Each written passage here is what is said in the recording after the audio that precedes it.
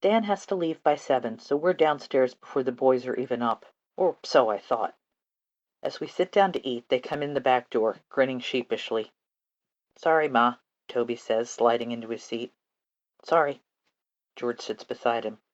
"Where were you this early?" Dr. Max reaches for his coffee. "We thought you were still asleep." Toby grabs a slice of toast while simultaneously pulling something from his pocket. "We got you this, Ma. You can put it in the window." It's a service flag, a red rectangle about a foot long with a smaller white rectangle and 2 blue stars in the center. I remember seeing them in Scoville Run when I was very small, flags with gold stars that remained up to mourn the lost after the last war. "So you can pretend you're proud of us," George says. Mama gets to her feet. "You idiots," she says. "I am proud of you. Just no mother wants her children to leave home, especially if they're running toward danger." She kisses them both roughly on their heads. "But I am proud, so take that with you when you go. Both of you." George breaks into a huge smile, and I swear I see tears in the corner of his eyes. "Thanks, Ma." Dan goes before we've finished eating. As he kisses me goodbye, he says in my ear, "I won't be in for supper tonight, but I was thinking I'd move home after Tom leaves. Is that okay?" Of course. With the long hours he spends at the shipyard, it's not likely we'll see much of him.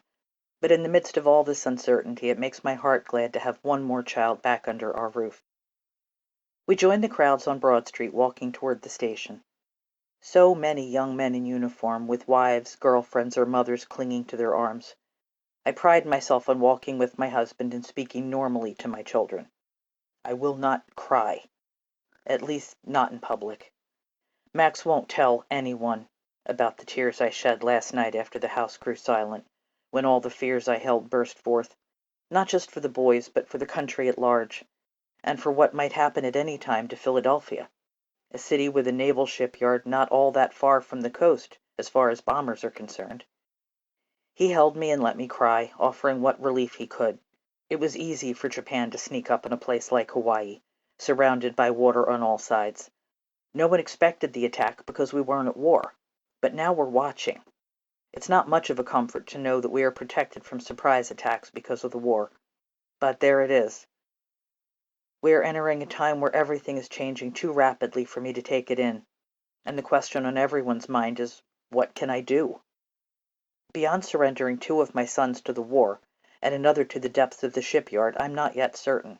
What can a dressmaker do to support the war effort?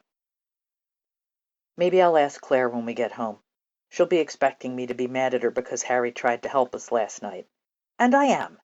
But when there's a call for charity and helping those in need, there's no one better than my sister. Keeping busy will stop me from worrying. From worrying as much, anyway. The station clock shows less than 10 minutes before the boys' train pulls out. We get them to the platform, and they immediately begin to merge into the mass of uniformed bodies. Khaki or navy, they all run together in my suddenly glassy vision. So many young men, not all of whom will come back. Toby is spruce and surprisingly handsome, his rough pea coat left unbuttoned to show off his uniform.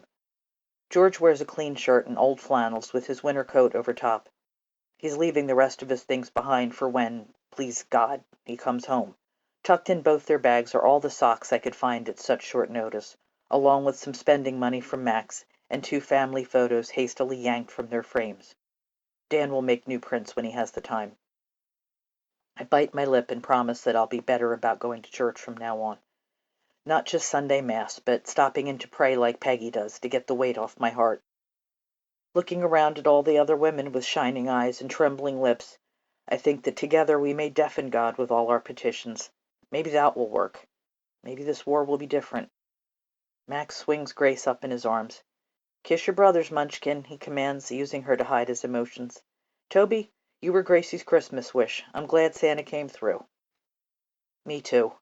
He kisses Grace and thumps Max on the back, then turns to me. "We're going to finish what they started, Ma." I bury my face against the scratchy wool for a moment, then smile brightly at him. "Take care of yourself, and remember to write." "Aw, Ma." "Postcards, at least," Pearl chips in. Her cheeks are wet, but she's putting on a brave front. "You can do that much." "Maybe." He hugs her and then steps back so George can have his turn. My son picks me up off the ground and comes close to cracking a rib. "Thanks for everything, Ma," he says thickly. "Thanks for letting me go." Like we could stop you. I do cry then, kissing him soundly before saying, "I'm very proud of you, George Kimber. Even when I want to beat you, I'm proud of you." He puts me down, hugs Thelma, and pulls on Grace's pigtail. "See you around, Tiny." "Bye." Her brown eyes are huge and wet, but she watches them bored before she starts to cry. We stand in a knot until the train pulls away, waving to our boys and to everyone's boys.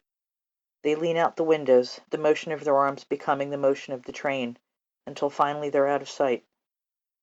"Well," Max says heavily, "I think this calls for a trip to Horn and Hardart, don't you?" In his books, almost any ill in the known universe can be cured by a trip to the automat. "Yes, please." Grace scrubs her face with her sleeve. She looks like a Christmas elf with her scarlet cap and long braids. "Can I have ice cream?" Max tilts his head. "What do you say, missus?" I look down at my daughter, whose sparkling eyes are never tear-filled for long. "I think so. After all, it was your letter to Santa that brought Toby home for Christmas." She tugs on my sleeve, and I bend down to catch her words. "I wasn't sure I still believed in him, Mama, but maybe I do now. At least for another year. All the letters in the world won't bring her brothers home next year, but I won't tell her that. The world will open Grace's eyes soon enough without my help. Let her keep her innocence just a little longer."